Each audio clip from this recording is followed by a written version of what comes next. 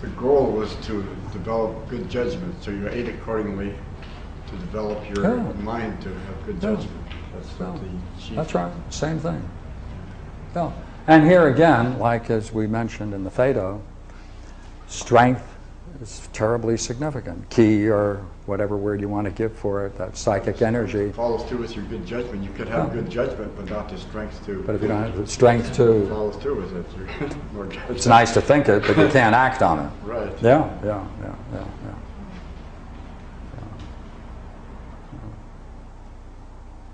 I enjoy it. So, yes? I like calling on her because occasionally she doesn't have anything to say. This is not too usual. So. All right, so what's the goal then? You have to find someone who can pull this stunt off. And that's going to be for him the study of philosophy.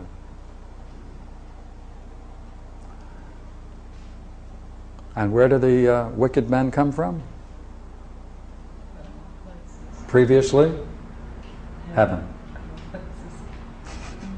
They were all good. That's right. But we had no experience. No. we're good, but we hadn't earned it. Yeah, that's right. We're good by habit, right, but not by philosophy. So you didn't make conscious judgments. You just lived a well-ordered life because you lived a well-ordered life, but no reflection upon it. Yeah, I have a question. Why is the soul habitual in the way it functions? Because the habitual implies that there's recall.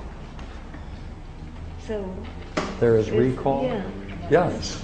So there's always this recall with a recollection of what's happened in the past with the souls. And that's why it performs in a habitual way? Let's make sure okay. Mm-hmm. Would you agree there is such a thing, or you heard about it, certainly, as an experience of bliss? Mm-hmm. All right. In order to reach that, is it possible that you're going to have to deal with the way in which you habitually function and the way you habitually try to seek some goal? Mm-hmm. That habitual way in which you function needs to be challenged because the way in which you function to reach that may not work. Mm-hmm. Because you have to know what kind of beauty mingles with all of this to produce that. So you may in fact be quite successful in reaching certain goals here, here, but now when you use that same strategy to try to reach this, it may be inappropriate. It could partially be working with the pattern, within the pattern that you were given. Mm-hmm. Keep going. You're working with within the pattern that you had taken, still being forced by the first guide to maintain that pattern, but to utilize the pattern in a different means to attain a different goal. Well, okay. Here, remember, the habitual way is what you came with. Right. Yeah. Because the particular pattern that you choose is going to give you the character that you have. So that's already established. Yeah. So in this area, going back to one of your other diagrams, where the judgment in that middle section, you know, that I kind of questioned about how you win, you know, or get merits from that midsection. So in that section, you're not erased from your habitual way of your soul functioning? Yes. You are. You are. Because whatever happens to you, you pay it off, or you get rewards for the way in which your character expressed itself in your last life. Okay, character, not soul. Pardon? Character, you said, not soul. Well, the character of the soul. One's character. Okay. But doesn't that nature in turn influence your decision then, as to where you go in the next? Well, I think the thing that we're asking is, when they meet here in the meadow, because that's the meadow of rebirth, because this is the arena where they are then sent to various places, right? Right, yeah. Right. But those then that came up and have paid their dues, and those that have come down and received their rewards, they then journey to this meadow for 4 days, And that's the group we're now talking about. Okay. Right. So, okay, could you express it in terms of that then? Could you express the point you had in terms of those in the meadow? No, I had forgotten about the meadow. Yeah, okay. So that was- See, that in a way, this is, yeah. as it were, this is curious, very indeed curious, because this suggests, does it not, that it's a clean bill, a clean slate. And you pick up your character from the choice you make for your next reincarnation. Right, from the three. But while that's true, while that's, when I say true, I mean it's in the book, when he talks about that spectacle, that pitiful spectacle of watching people choose their next birth, they are still influenced by their prior existence. Right.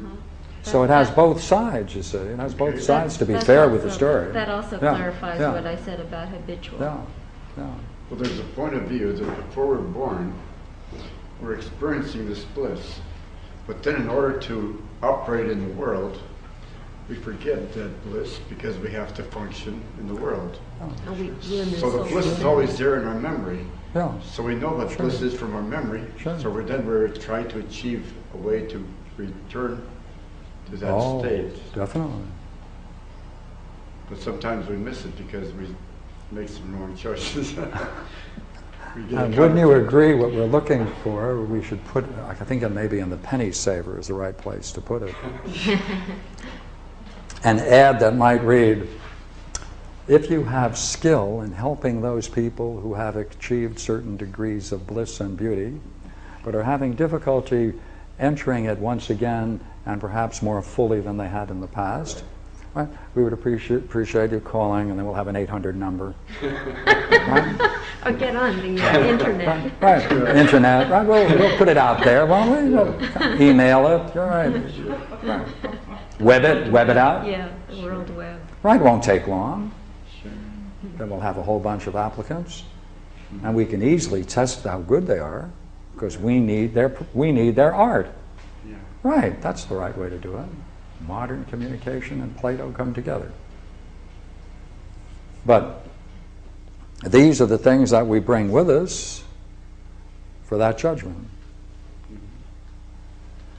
And so we need someone who can pass on to us both the ability and the knowledge to make that